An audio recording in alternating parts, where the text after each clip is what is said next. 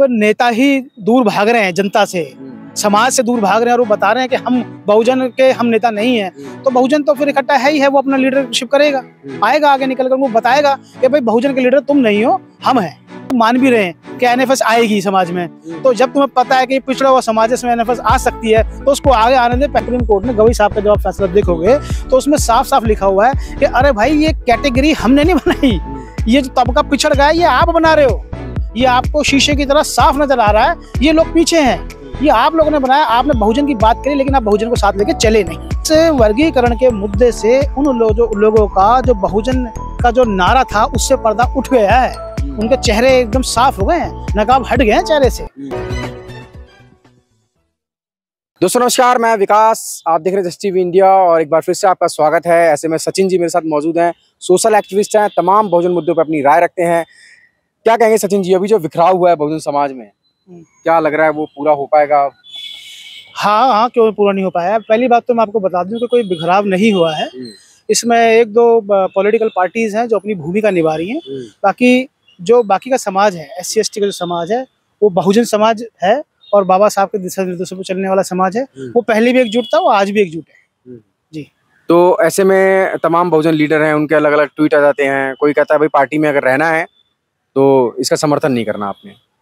चक्कर क्या है ना कि वो जो पार्टी के जो लीडर हैं उनकी हालत इस वक्त बड़ी खराब है, तो वो किसी तरीके से सोच रहे हैं कि किसी मुद्दे के अंदर आकर के अपनी पार्टी की शाख को बचा लें, पर लेकिन ऐसा लग नहीं रहा, क्योंकि जो सुप्रीम कोर्ट का फैसला है और लोगों के अंदर इसमें अच्छा खासा उत्साह है। जो महादलित समाज है उसमें उत्साह है, वो खुश है, वो माननीय सुप्रीम कोर्ट के जो जजों का धन्यवाद कर रहे हैं, शुक्रिया अदा कर रहे हैं कि हम आगे तक नहीं पहुंच पाए किसी कारण से, लेकिन किसी की नज़र पड़ी, देश के जो सर्वोच्च न्यायालय की हम पे नज़र पड़ी है, तो हम उनका धन्यवाद करते हैं। और बात रही जो लीडरान की, तो लीडर जो है वो उनका ये कहना था कि बहुजन हिताय बहुजन सुखाय, तो वो ये उनका नारा यहाँ पे गलत साबित हो रहा है, क्योंकि जो बहुजन है, बहुजन समाज हमेशा उनके साथ रहा है। कभी किसी भी एक जाति ने कोई संघर्ष नहीं करा, कभी एक जाति ने राजनीति सत्ता कायम नहीं करी।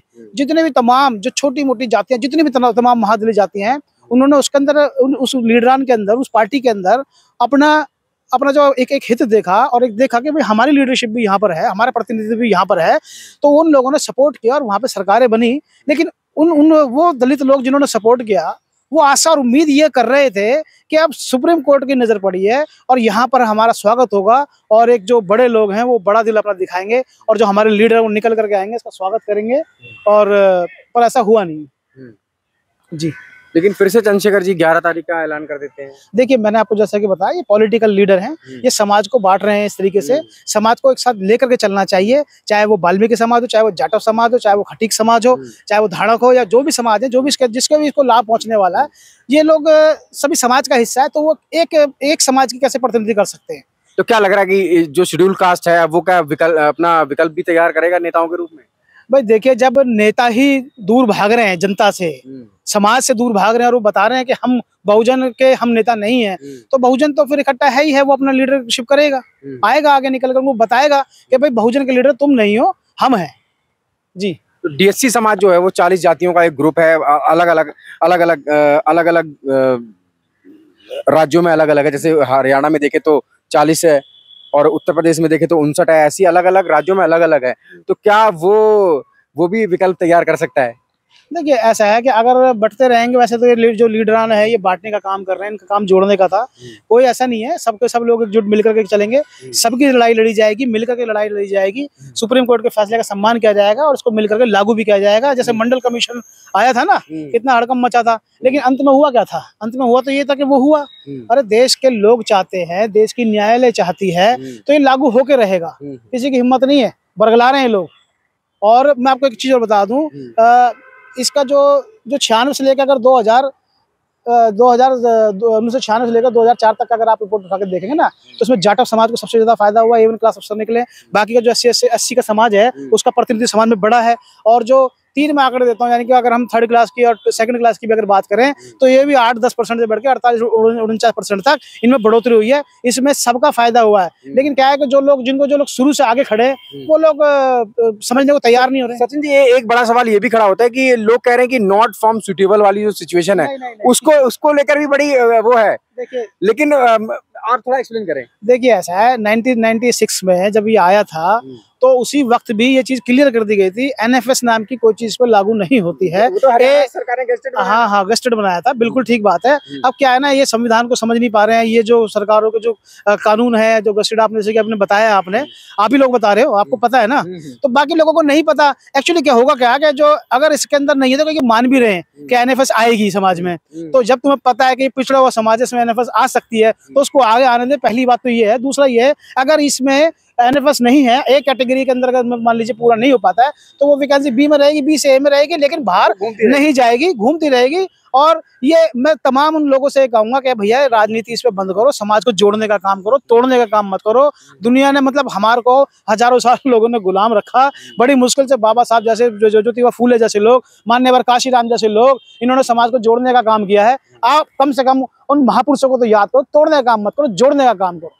तो लोग जो लगातार इस पूरे मामले में चुप्पी, लोग इस पूरे मामले में तोड़ने का कहीं ना कहीं काम कर रहे थे। डे 1 से वो कह रहे थे संविधान के खिलाफ है ये, मूल भावना के खिलाफ है ये।